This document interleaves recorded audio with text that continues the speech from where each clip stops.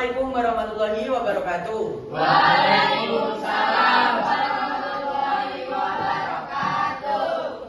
Jadi berdirinya kami di sini ingin mempresentasikan hasil dari penelitian sejarah dari kami yang berjudul Pelestarian Benteng Perlindungan Jepang di Cakru Igirigir dalam Pengembangan Wisata Sejarah Lokal. Tapi sebelum kita memulai presentasinya, kita akan memperkenalkan diri kami masing-masing terlebih dahulu.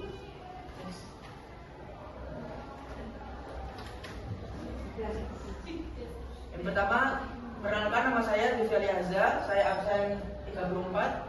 Saya Rosalia Gita, absen 31. Saya Putri dan Susia, absen 29. Saya Zara Nadia, absen 36. Saya Berarti absen 11. Dan juga ada dua teman kita yang berhalangan hadir, ada Adelia sama Muhammad Agil. Baik, kita mulai presentasinya.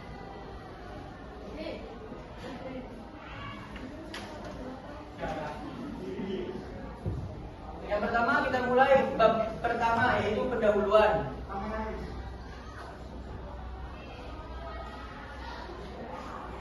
Latar belakang. Benteng Pendem Cakru merupakan bangunan peninggalan Jepang yang didirikan pada tahun 1942 hingga 1945 yang berfungsi sebagai tempat perlindungan sekaligus pertahanan, karena sebagian besar strukturnya berada di bawah tanah. Masyarakat menyebutnya sebagai Benteng Pendem yang berada di Cakru.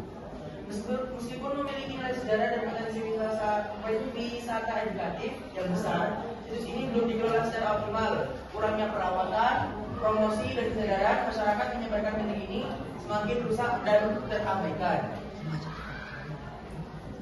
Yang kedua adalah rumusan masalah. Yang pertama adalah bagaimana sejarah pembangunan Benteng Pendem di Desa Cakru, Kecamatan Bintang, Kabupaten Jember. Yang kedua, apa saja faktor yang menyebabkan kurangnya perhatian masyarakat terhadap situs sejarah tersebut. Yang ketiga, tujuan peneliti. Yang pertama, mengetahui sejarah berdirinya Benteng Pendem Cakru sebagai peninggalan masa penjajahan Jepang. Yang kedua, mengidentifikasikan upaya pelestarian yang dilakukan oleh pemerintah dan masyarakat. Yang ketiga, mengetahui pandangan masyarakat sekitar terhadap keberadaan Benteng Pendem Cakru. Yang keempat, memberikan rekomendasi untuk mengembangkan wisata sejarah berbasis pelestarian budaya.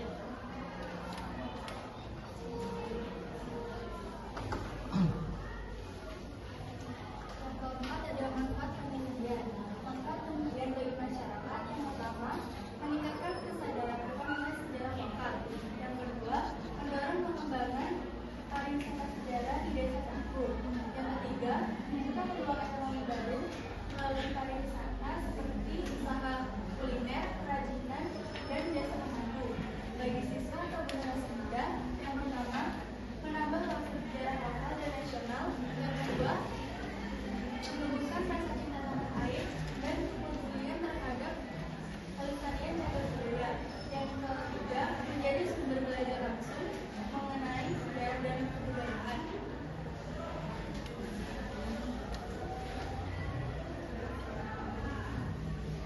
Selanjutnya, yang kelima, permasalahan. Permasalahan utama yang ditemukan adalah semakin memburuknya kondisi fisik benteng akibat usia dan kurangnya perawatan. Masyarakat sekitar juga belum menyadari nilai sejarah benteng sehingga beberapa bangunan difungsikan sebagai gedung atau dibiarkan tertimbun tanah. Selain itu, pengelolaan dan promosi wisata masih sangatlah minim, sehingga potensi benteng sebagai destinasi wisata belum dimanfaatkan dengan baik. Selanjutnya kita masuk ke bab 2, yaitu pembahasan. Nah, yang pertama saya akan menerangkan asal-usul Benteng Pendem terlebih dahulu. Nah, Benteng Pendem dulu itu dibangun oleh tentara Jepang menggunakan romusa atau perbudakan gitu. Jadi tentara Jepang itu nyuruh pribumi buat bangun, tapi itu gak dikasih upah dan terus bekerja gitu.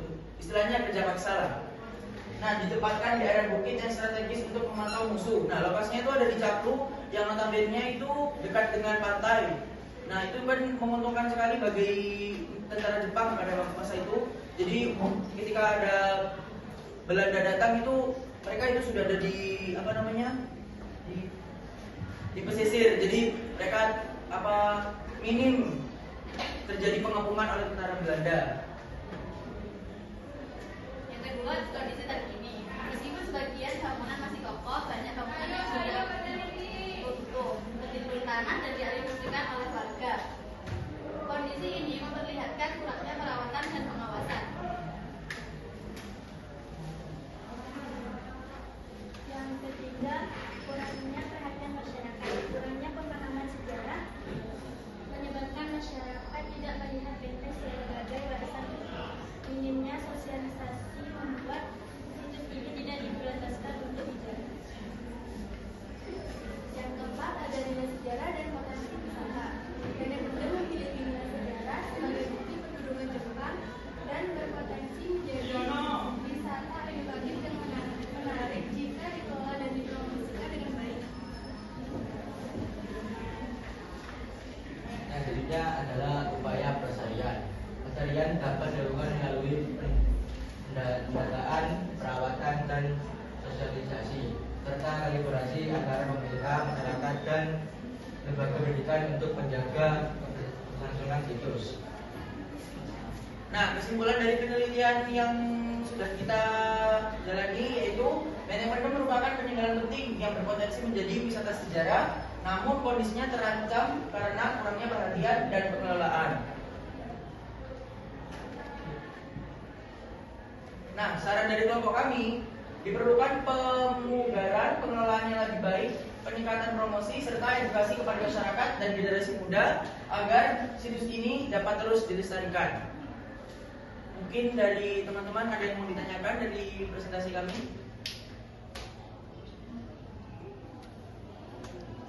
Monggo. Oh, sebelum itu ini ada dokumentasi dari kami. Ini salah satu lokasi juga dari mungkin ada yang mau bertanya, teman-teman? Dipersilahkan. Ya baik, saudara Nadine. Faktor apa yang harus diperhatikan oleh pemerintah sebelum menjadikan benteng tersebut menjadi sebuah wisata? Baik, saya akan menjawab pertanyaan dari teman Nadine. Nah, beberapa faktor yang harus diperhatikan sebelum pemerintah itu menjadikan Benteng Pendem sebagai salah satu tempat wisata adalah yang pertama itu fasilitas. Fasilitasnya, jadi pemerintah itu harus